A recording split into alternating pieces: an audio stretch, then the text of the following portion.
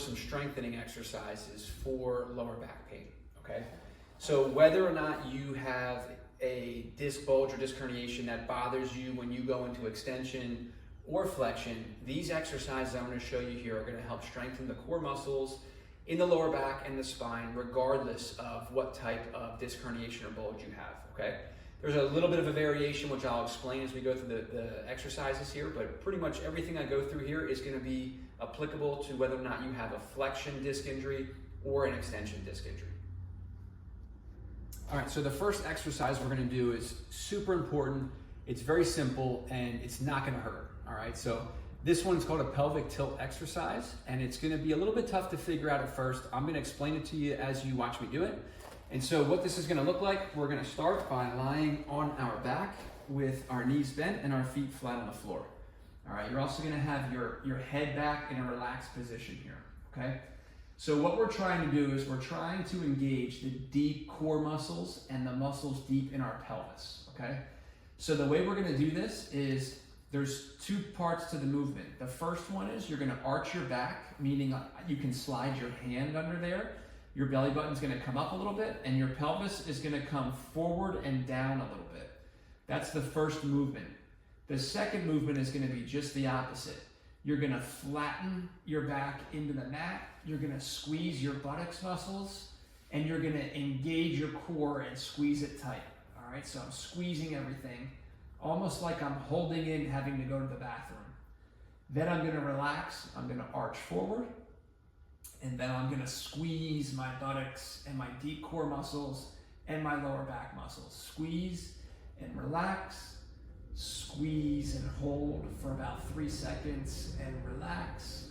And then squeeze and hold and relax. All right, so you're just going to repeat that movement back and forth. And I want to see you do that 20 times. All right, so you're going to relax and squeeze. That's one repetition. You're going to do 20 repetitions of that. The next one we're going to do here is a bridge exercise. You've probably seen this before. Again, this is going to engage the core muscles and primarily the muscles in the glute muscles, okay? So you're going to start in this position, flat on your back, nice and relaxed, feet on the floor, knees bent, okay? What we're going to do here is we're going to bridge up. We're going to squeeze our butt. We're going to use our hamstrings, and we want our body to be straight from the knee all the way to the hip. You'll hold that for 3 seconds and come down, okay? And you're gonna do the same thing again. You're gonna repeat this 20 times as well.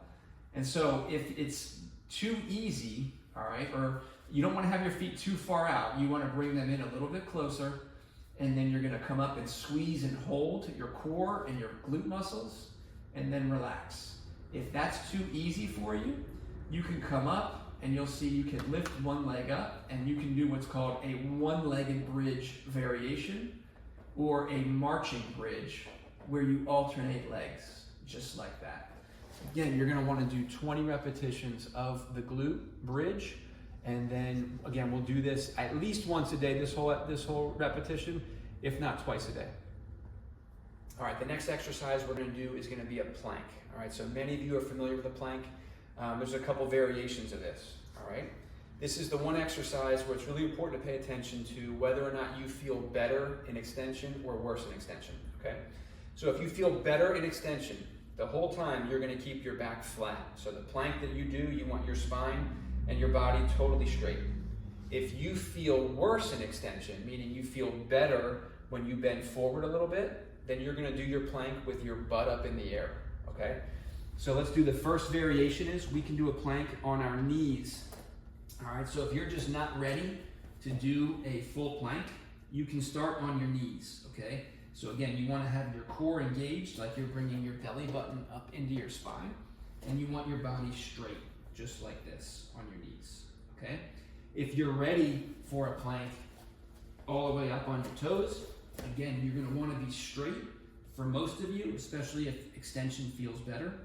If, again, flexion feels better for you, bending forward, then you're going to back your elbows up and you're going to put your butt up in the air.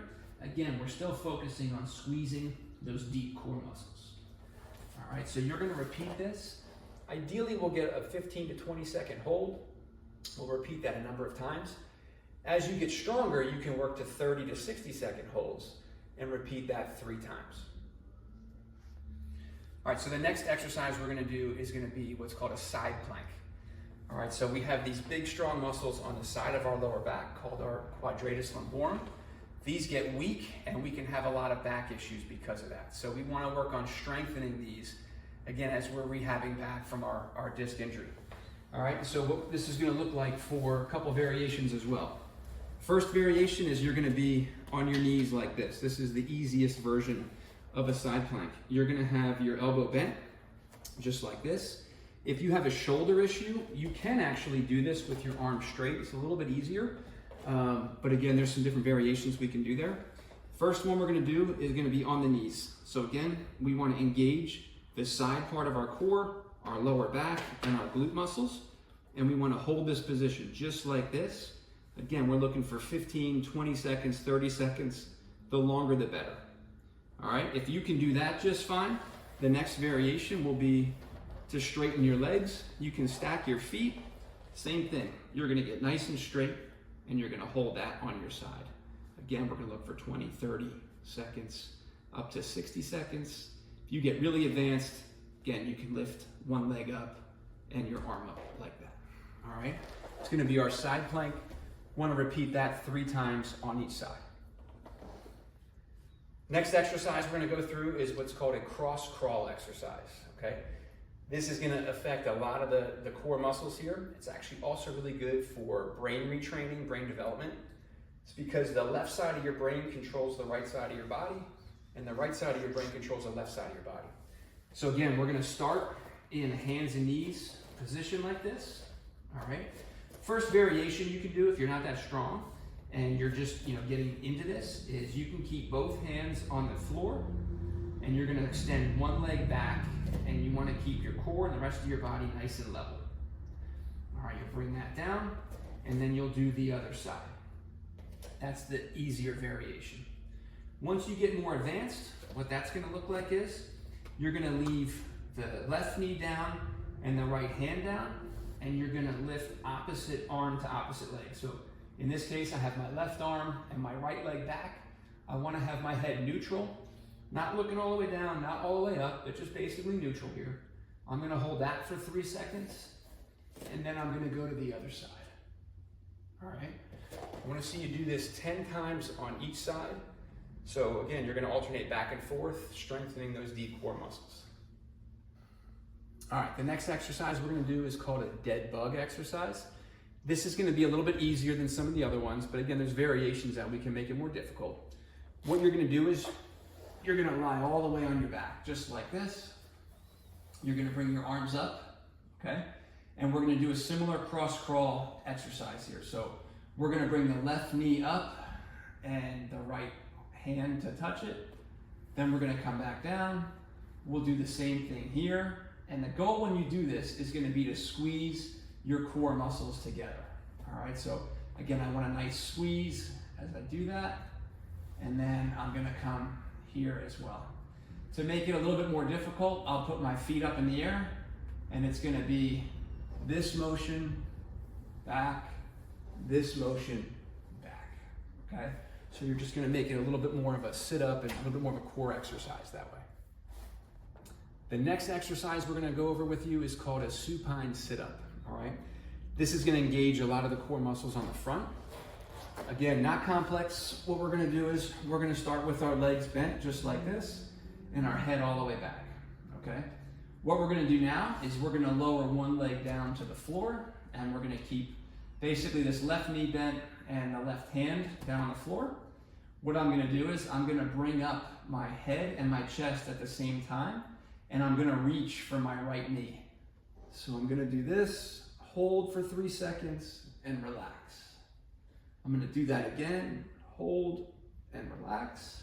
I'll repeat that 10 times, and then I'll do the same thing on the left side. I'm gonna hold for 3 seconds, and relax. Good. All right, this next exercise is called a founder exercise, okay? This is a little bit more of like a yoga type pose. You're gonna be in the position, you're gonna hold it, okay? So the way we're gonna start here is we're gonna have our feet just outside our shoulders. We're gonna bend our knees just a little bit, all right? And then we're gonna bring our pelvis back, okay? So the knee isn't locked out. It has a very slight bend in it. Hips back, butt back, and my chin's gonna be up. And then I'm gonna take my hands and I'm gonna bring them in front of me like I'm holding a ball or I'm holding something here.